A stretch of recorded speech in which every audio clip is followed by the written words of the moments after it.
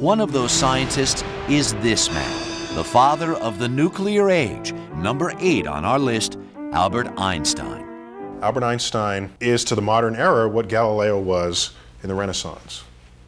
And that's why I put them very close together.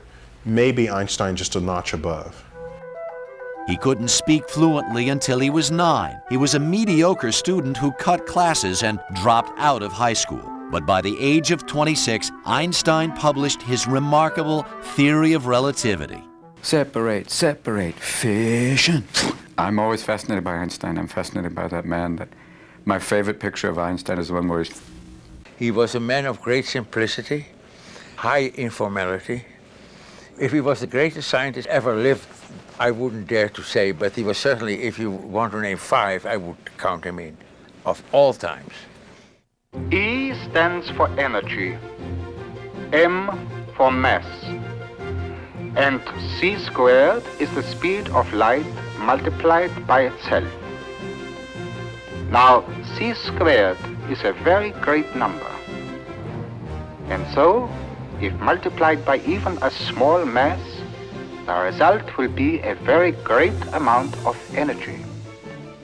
In 1905, Einstein published his 3 seminal papers on light, gravity, and the laws of motion. The centerpiece was the theory of relativity, which laid down a mind-bending new definition of space and time. When Einstein came up and said, you know something, when you travel faster, time slows down, mass increases. You could go away and come back and you'll be younger than your twin sister. You say, that doesn't make sense. You know something? It doesn't make sense to anybody, and it doesn't have to. You have to put on a different hat that abandons your common sense. Commonsensical or not, the ramifications of Einstein's theories were stunning. They unlock the infinite potential of the atom for both creation and total destruction.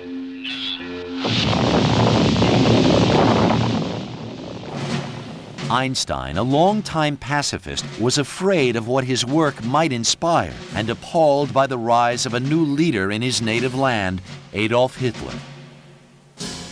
Einstein left Germany for the United States in 1933.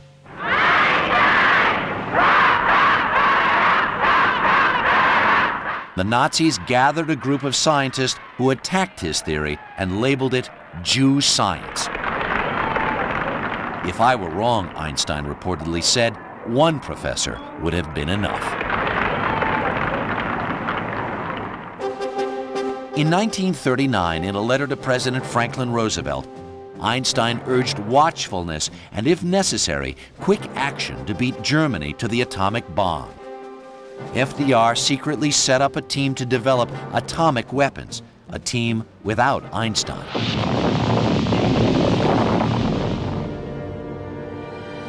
He was totally uninvolved in the development of the bomb. He did not even know what was happening.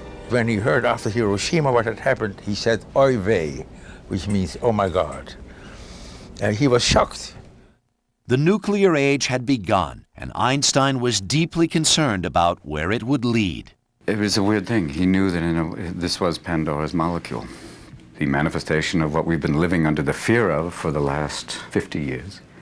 We're still living with the fact of who has a nuclear bomb.